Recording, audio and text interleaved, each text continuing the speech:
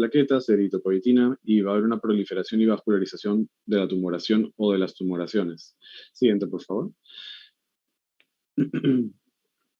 La siguiente.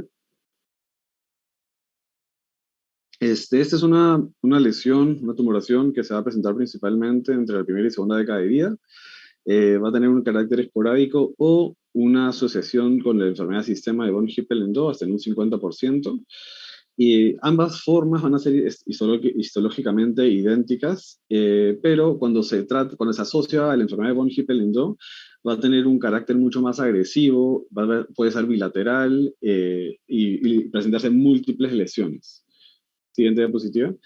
Clínicamente vamos a ver esta lesión anaranjada, amarillenta rojiza, que puede presentarse en cualquier ubicación del fondo de ojo, tanto peripapilar o en la periferia extrema, en el nivel de la mácula, etc. Y lo que va a presentar típicamente son unos vasos dilatados, tortuosos, que van a ser esos vasos nutricios que van a llegar a la tumoración en sí. Y lo otro típico es de que van a tener una característica de unos vasos fenestrados, lo cual va a generar mucha exudación intra o subretiniana. No puede combinarse de desprendimientos incluso extensos de desprendimiento de retina y exudación importante, como se ve esa estrella macular ahí. Siguiente diapositiva. La fluorangiografía, al tener un vaso nutricio, una arteria nutricia intensa, tortuosa grande, va a tener un llenado rápido por parte de esta. Y al presentar este carácter fenestrado, va a presentar una fuga, una dispersión de la tensión de la fluoresceína en los estadios tardíos. Siguiente diapositiva. En la ecografía, a la hora de evaluarlo, vamos a encontrar una tumoración pediculada de distinto tamaño que va a tener una densidad sólida y va a presentar una reflectividad media o alta. A diferencia de otras tumoraciones, como el melanoma, no va a presentar una excavación coroidea y tampoco va a presentar una sombra posterior. El OCT básicamente nos va a ayudar a poder hacer el seguimiento, a ver si hay afección macular, hacer el control post-tratamiento del edema perilesional o macular y ver la respuesta al tratamiento, ¿no? Y también nos va a ayudar para poder distinguir estas lesiones que son peripapilares o yuxtapapilares, que algunas veces pueden simular otras patologías. A nivel de la resonancia magnética, tomografía, estos estudios auxiliares también nos van a ayudar en casos que queramos descartar temas sistémicos. Muchas veces el paciente ya viene la mayoría de veces viene ya con el diagnóstico sistémico, pero igual hay que hacer una evaluación porque sabemos que esta tumoración puede tener tumores a nivel del sistema nervioso central, abdominal, genitales, etc. Estas son algunas de las tumoraciones que se van a ir presentando de acuerdo a la edad del paciente. Podemos encontrar obviamente el hemangioma retiniano, un hemangioma cerebral o cerebelar, a nivel del tronco cerebral, a nivel de la médula espinal, quistes a nivel renal, quistes pancreáticos a nivel del epidídimo, etc., ¿no? Un estudio muy importante cuando queramos hacer un diagnóstico o un control de estos pacientes que pueden ya venir con esta enfermedad es tratar de hacer una angiografía, gracias por cambiar la diapositiva, una angiografía de ultracampo amplio. Como podemos ver en este estudio de 20 ojos, únicamente con una oftalmoscopía, casi el 67 podían pasar desapercibidos, y en un estudio de fluorangiografía como los 7 campos del ETRS, hasta en un 88 nos podía pasar, ¿no? Como podemos ver en esta imagen, siguiente diapositiva, digamos, tenemos un campo de retina muy amplio que nos está faltando, no a diferencia de diabetes, que tal vez nos puede ayudar mucho. En esta lesión realmente es muy importante tratar de evaluar la periferia extrema y hacer una fluorangiografía porque son lesiones que pueden pasar muy desapercibidas y que son muy pequeñas. Siguiente diapositiva. El tratamiento va a ser enfocado en dónde se encuentra la lesión y el tamaño de esta. Puede ir desde láser, hacer quimioterapia únicamente con antiangiogénicos, con terapia fotodinámica, braquiterapia o incluso cirugía.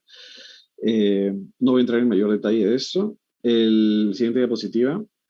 Ese es un caso, por ejemplo, de un paciente masculino de 26 años que presentó un hemangioblastoma único, que generaba una exudación que afectaba el área macular, el área foveal, o un edema que se puede ver en el OCT, y ese paciente fue tratado, por ejemplo, con láser, después se hizo una complicación en una hemorragia vítrea, entró a cirugía, y se colocó más láser intraoperatorio, hasta que finalmente se pudo resolver el cuadro y lograr una excelente agudeza visual.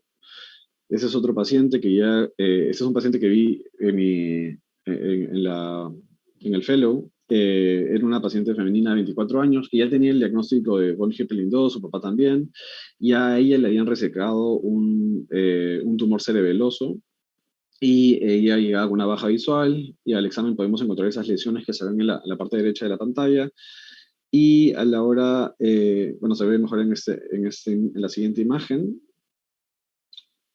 Tenía gran exudación perilesional, se veían lesiones múltiples como están descritas cuando ya hay una enfermedad con Hippel-Lindau. Y siguiente diapositiva, en la fluorangiografía podemos ver en las etapas tardías la gran fuga que genera esa tumoración. Siguiente diapositiva.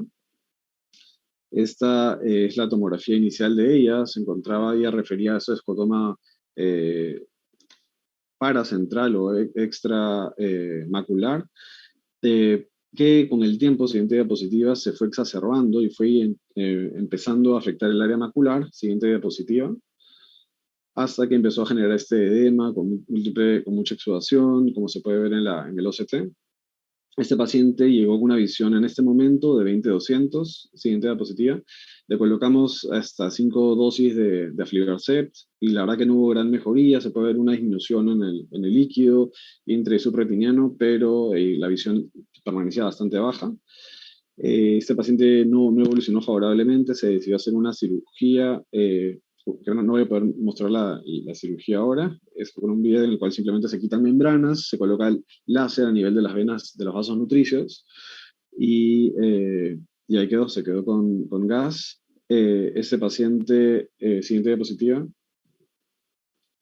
en el postoperatorio realmente no hubo gran cambio en el seguimiento a 2 meses, siguiente diapositiva, perdón, a los 7 días. El edema incluso era más extenso, la visión se había deteriorado incluso más. Siguiente diapositiva, a los 2 meses las membranas se aumentaron y no se notan en las imágenes, pero aumentaron incluso con el tiempo mayores, nuevas tumoraciones periféricas, hizo una tracción importante macular y la visión bajó hasta 20/800. Esto quería mostrarlo porque realmente cuando es una enfermedad asociada a von Hippel-Lindau, realmente es un cuadro que puede desenvolverse muy agresivo. Y aunque está descrito que cuando se asocia a von Hippel-Lindau hay que tratarlo desde el comienzo, las opiniones de algunos expertos indican de que puede ser hasta peor, ya que puede generar un aumento inflamatorio, un aumento en todos los factores vasculares y generar un empeoramiento del cuadro.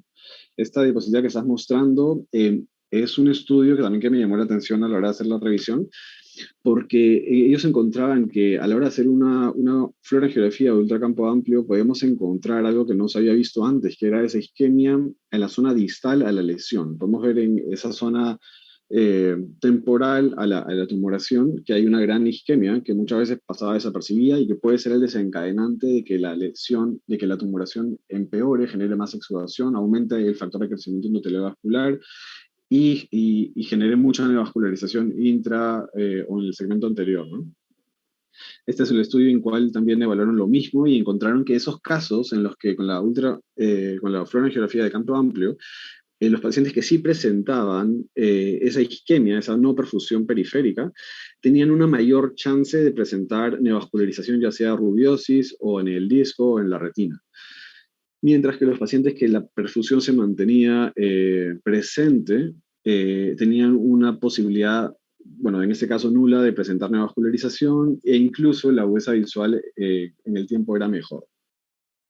Y podemos ver ahí los factores de riesgo, que eran esos pacientes que tenían mayor hipoperfusión periférica, eran pacientes principalmente jóvenes, con la enfermedad de von Hippel-Lindau, con un aumento en el tamaño del tumor, con tumoraciones periféricas y que generen gran exudación.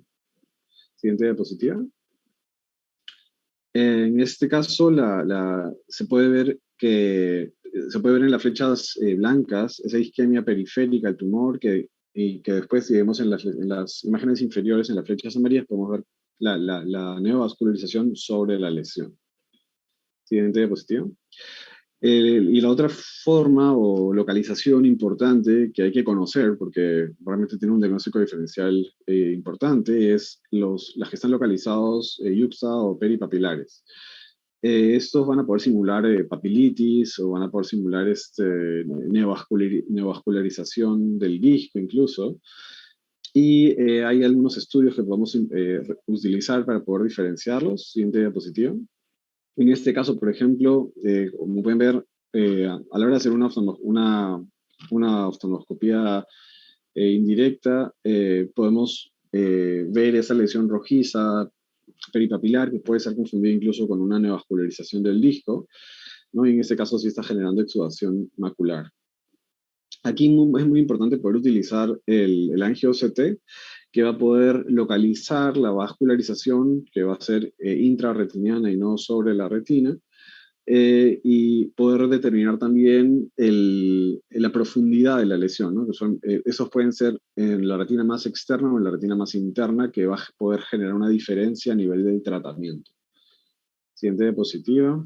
Este es otro ejemplo de lo mismo. Es una imagen de una tumoración papilar pequeña que podría simular vasos, una neovascularización o una reperfusión tras un OSR, por ejemplo. Y en este esquema podemos ver alguna posibilidad de tratamiento para los hemangiomas yuxtapapilares. Van a depender siempre si es que están en las capas más retinianas más internas o no. Si están en las capas más internas, incluso se puede hablar de una resección quirúrgica.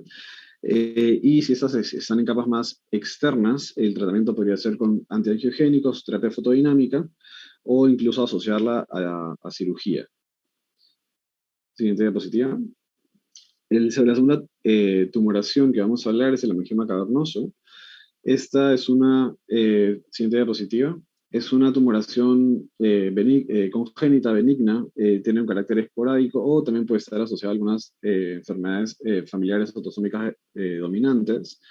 Va a ser unilateral en el 92% de los casos, va a presentarse en el 90% de pacientes caucásicos, y usualmente cuando son bilaterales van a tener historia familiar de esta lesión ocular o incluso en el sistema nervioso central o dérmica, ¿no? Son lesiones que por lo general son no progresivas, son lesiones que con el tiempo se van a quedar igual. La mayoría de veces están en la periferia, siempre cerca a un vaso sanguíneo que va a generar la nutrición de esa lesión, aunque no es como el bronquiopelito que tiene un vaso tortuoso, simplemente son vasos preexistentes en los cuales adyacente a se posiciona la tumoración. La mayoría de veces va a ser asintomático, usualmente se presenta, la anterior, por favor. No, perdón, sí, la siguiente. La siguiente diapositiva. Perdón. Ah, no, perdón, un ratito, yo me salté. ¿Regresa una? Gracias. Esta puede presentar un síndrome neurooculocutáneo, la siguiente. Esta va a... Cuando nosotros encontramos una lesión a nivel retiniano, podemos encontrarse en un 14% también en el sistema nervioso central, sospechándolo si el paciente obviamente presenta síntomas neurológicos, y hasta en un 13% a nivel cutáneo. Cuando esto es un tema de carácter familiar, podemos encontrar la tríada entera y que se puede presentar hasta en un 6% de los casos. Ahora sí, la siguiente. Muchas gracias. La mayoría, es bien raro que encontrarlo a nivel macular, pero sí hay casos reportados, como podemos ver en la imagen de un paciente, es un paciente femenina de 10 años que tenía este hemangioma cavernoso a nivel macular, que estaba generando incluso un poco de exudación. Podemos ver que tiene esas membranas fibrogliales sobre la lesión que a la hora de contraerse pueden presentar hemorragias y bajar la visión. Siguiente diapositiva. Normalmente son hallazgos, ¿no? En los cuales encontramos esta enfermedad. van a tener esa particularidad de ser como una especie de racimo de uvas, se le llama como la tumoración de un racimo de uvas, y incluso puede estar adyacente al nervio óptico, y como les dije, siempre al lado de grandes vasos. Eh, Pueden presentar esas hemorragias puntiformes que vemos en la imagen, y típicamente esa membrana fibroglial sobre la lesión. Siguiente diapositiva. La autofluorescencia también nos puede ayudar en esos casos. Podemos ver que a nivel de estos sacos de la tumoración, estas uvitas, van a presentar sangre que puede sedimentar, y el plasma que está sobre ella puede generar este efecto de hiperautofluorescencia. Pero la imagen en la cual es típica la lesión es en la fluorangiografía, como podemos ver, se describe como en imagen en gorra, porque se ven como si fueran todos los globulitos, todas las dilataciones van a generar una hiperfluorescencia del plasma, generando esa imagen como si fueran sombreritos múltiples. Incluso en la siguiente diapositiva se ve bastante bonito, esa imagen a la derecha, se ven como muchas cabecitas con sombreritos. Siguiente diapositiva. Y como les comentaba, típicamente van a presentar esas membranas sobre la lesión, que es lo que puede generar la complicación en el futuro. Esas membranas, a la hora de contraerse, pueden generar rupturas de las paredes y generar sangrados, hemorragias vítreas. Acá se puede ver en la tomografía, en el OCT, esa imagen típica de esas saculaciones hiporeflectivas asociadas a esas membranas, y podemos ver que la localización es en la capa interna se localiza toda la tumoración en la capa interna de la retina, como se puede ver en la siguiente diapositiva. Creo que es una imagen, una de las mejores imágenes que encontré. Esta lesión en la retina interna asociada a una membrana hiperretiniana y esos múltiples sáculos en las capas internas. Siguiente diapositiva. Acá la CT en geografía también nos puede ayudar a poder distinguirlo. Este es en el ENFACE, vamos a encontrar que siempre va a estar asociado cerca a ese tronco vascular que va a irrigar la lesión. Va a tener esa imagen del racimo de uvas y nodulares. Y en el siguiente diapositiva, en el angio-CT, digamos, podemos encontrar lo mismo que vemos en un PCB. Puede haber algo de flujo, o podemos no encontrar flujo, a depender del movimiento que hay en estos áculos. Y básicamente nos va a ayudar un poco también para el diagnóstico, ¿no? Hasta en un 25% en el tiempo, estos pueden generar hemorragias vítreas o hemorragias incluso subretinianas, como les comenté, por la contracción de los sáculos. El tratamiento va a ser observación. La mayoría de los casos van a mantenerse, son simplemente hallazgos y nunca van a desarrollar ninguna complicación en el tiempo, pero en el caso de que sí lo presenten, que sea un hallazgo en una cirugía, incluso está escrito simplemente no tocarlos, porque pueden empeorar mucho. Y literalmente sería hacerle crío, una fotocoagulación sobre vasos sanguíneos muy débiles, que incluso pueden empeorar la enfermedad. Se puede dejar simplemente ahí, o se puede hacer un láser perilesional para tratar de resecarlo, ¿no?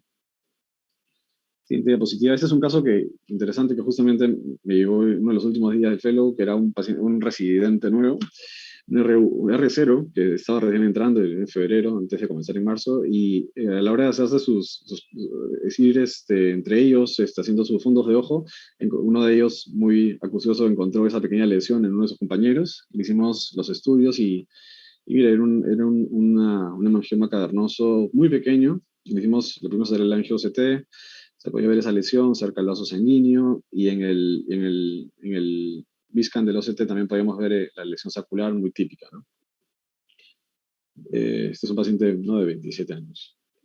Luego el hemangioma racemoso, o el síndrome de Wyburn-Mason. Esto es una patología muy, muy llamativa.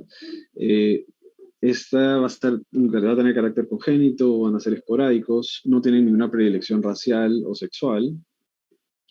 Siguiente diapositiva, se va a presentar como una comunicación arteriovenosa de diferente grado, que puede tener algunas complicaciones. Usualmente el 30% va a estar asociados incluso a malformaciones arteriovenosas intracraneales, o incluso mandibulares, ¿no? Cuando nosotros encontramos esas lesiones, o ya viene el paciente con el diagnóstico intracraneal, hasta en un 8% podemos encontrarlo, pues podemos tener hallazgos retinianos. Siguiente diapositiva. Esa es la clasificación que se sigue manejando de esta enfermedad, perdón, de esta tumoración. Va a depender del grado, del tipo de comunicaciones que esta presenta. Siguiente diapositiva. Ese es el grado 1 en el cual vamos a encontrar que son lesiones que pueden ser incluso pueden pasar desapercibidas, van a tener esa comunicación arteriosa a nivel de capilares y usualmente o son hallazgos o simplemente se manifiestan porque están presentando algún tipo de exudación o complicación. Siguiente diapositiva. En un grado 2 ya estas se ven vasos más dilatados, hay una comunicación a nivel de vasos más grandes, no capilares. Algunas veces no se puede distinguir incluso la zona de la comunicación arteriovenosa porque se ve ese racimo como se ve en la imagen. Y el riesgo tanto del grupo 1 como del grupo 2 es bastante bajo para desarrollar malformaciones cerebrales. El grupo 3 ya es la típica imagen que se puede ver en Instagram, que se comparte mucho, que vemos esa tortuosidad importante, que no se distingue por qué vasos son venosos o arteriales, y es donde hay un mayor riesgo de presentar enfermedad intracraneal. Siguiente diapositiva, acá se ve la imagen típica de esos vasos muy dilatados, muy llamativos, que emergen del nervio óptico y, siguiente diapositiva, la mayoría de veces pueden ser asintomáticos, como pueden también presentar isquemia macular, isquemia retiniana en algún sector específico, pueden también generar compresión a nivel del nervio óptico, edemas, hemorragias, se asocian también a algunas enfermedades como macroaneurismas y pueden producir también oclusiones. Siguiente diapositiva. Como podemos ver, es difícil poder distinguir cuáles son los vasos arteriales y venosos. Siguiente diapositiva. El tratamiento va a ir enfocado igual a las secuelas que puede dejar esta, ya sea la isquemia, neovascularización, hemorragias, oclusiones, etcétera, edema. Siguiente diapositiva. Ese es, por ejemplo, un paciente femenino de 57 años que bajó visión, ya tenía el diagnóstico y empezó a presentar exudación macular. Y luego de hacer una fotocoagulación localizada en la comunicación arteriovenosa, mejoró la visión afortunadamente a 20/20. Ese es otro caso que fue manejado en vez de láser, fue manejado con bevacizumab. De igual manera, como podemos ver, este paciente recibió 3 dosis de bevacizumab, tenía la visión de 20/40 y finalmente, luego de las dosis de bevacizumab, llegó a 20/20 con 12 meses de seguimiento. Esta es otra de las posibles complicaciones. Esta es una enfermedad que incluso puede generar una especie de secuestro vascular y que va a presentar isquemia, en este caso a nivel macular, que llega con una visión baja. Es una paciente de 32 años que presentó súbitamente una obesa visual de cuentadedos. Esta paciente se le hizo seguimiento hasta por 8 años, nunca presentó neovascularización ni otra complicación, pero lamentablemente no tuvo una resolución del cuadro. Entonces, la imagen que presentas ahí es otra de las alteraciones, que en ese caso es un secuestro periférico vascular, que ¿no? se puede asociar a esta isquemia periférica, que incluso puede generar neovascularización. En este caso, sí, el paciente recibió tratamiento con láser a nivel periférico, que generó un alto en el proceso neovascular para disminuir riesgos de sangrados y complicaciones. Podemos ver que las principales complicaciones son oclusiones venosas, hemorragias, y esa es una enfermedad que se asocia también a otras patologías. Hay muchos casos reportados que están asociados a macroaneurismas, por ejemplo, y otras enfermedades que podemos ver en la tabla de la derecha. Este es otro paciente que asoció este síndrome de Wyburn-Mason a una oclusión de todos los cuadrantes menos el nasal superior, asociado a un edema macular, que obviamente en ese caso se trata las secuelas de esta, ¿no? Esta es otra patología, este es otro Wyburn-Mason que se asoció a un macroaneurisma. En este caso, vemos que empezó a presentar hemorragias, que incluso una hemorragia subretiniana, que disminuyó la visión, que ya con el tiempo se resolvió por completo, gracias a Dios. Este es otro caso de otro macroaneurisma que fue tratado con antiangiogénicos por el sangrado que estaba generando y la exudación macular y subretiniana que generaba. y bueno, fue tratado satisfactoriamente con antihigiénicos, resolviendo el caso. Finalmente, quiero hablar del tumor vasoproliferativo.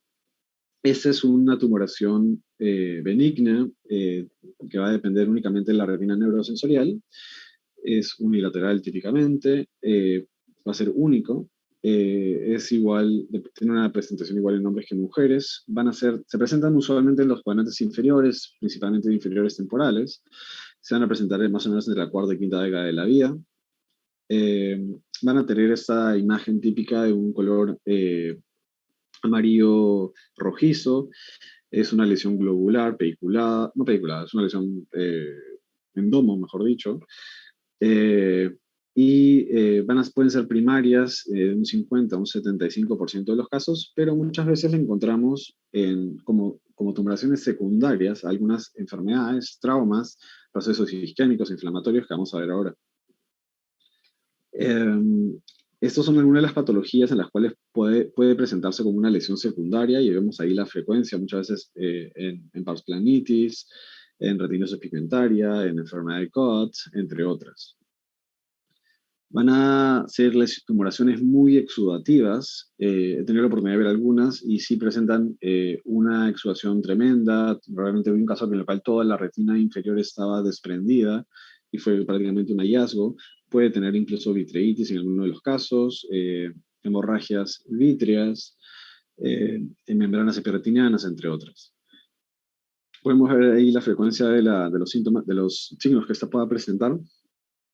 Como les dije, es muy exudativa, puede presentar mucho líquido subretiniano y sangre intra o subretiniana e incluso vítrea, ¿no? En la ecografía esto es muy importante, conocer las características ecográficas de esta lesión para poder hacer diferencias con otras. Van a tener igual una reflectividad media alta, no va a presentar una vascularización interna, a diferencia de otras tumoraciones vasculares. Va a tener una estructura interna sólida e irregular, y puede afectar típicamente la retina, que puede afectar incluso la coroides. Y va a tener una superficie regular, ¿no? Y la ecografía nos va a ayudar para poder hacerle seguimiento de las dimensiones de esta y a lo largo del tratamiento, ¿no? El OCT nos va a ayudar para evaluar el compromiso macular y para poder hacer seguimiento también del líquido de exudación que se pueda presentar.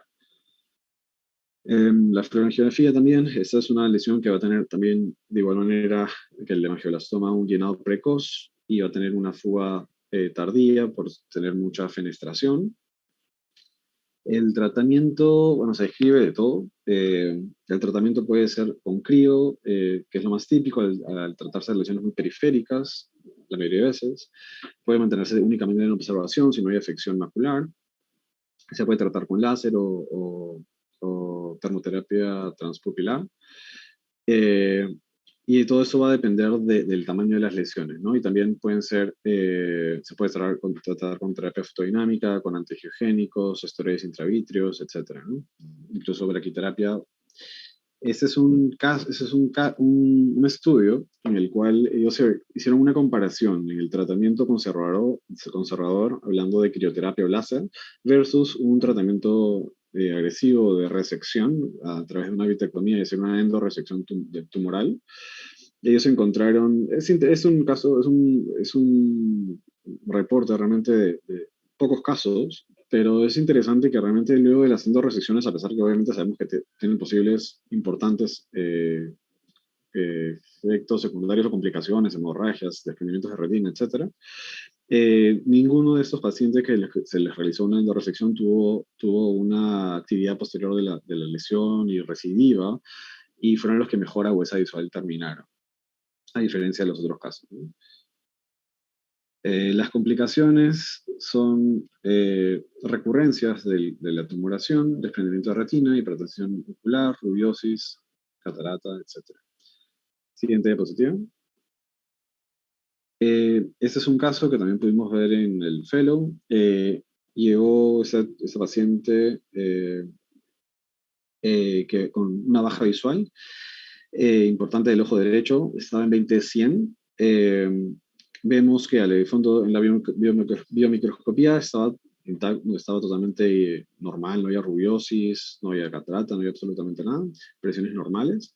Y en el fondo de ojo vimos una gran exudación en toda la hemiretina inferior y podemos ver ese tumor en las zonas, más o menos el meridiano de las 6, eh, asociado a mucha exudación. Y es muy importante ser detallados para buscar alguna lesión, alguna patología asociada. En este caso pudimos ver muchos aneurismas periféricos y a la hora de hacer la fluorangiografía vimos que era una enfermedad, un tumor vasoproliferativo asociado a o secundario a una enfermedad de Coats, ¿no?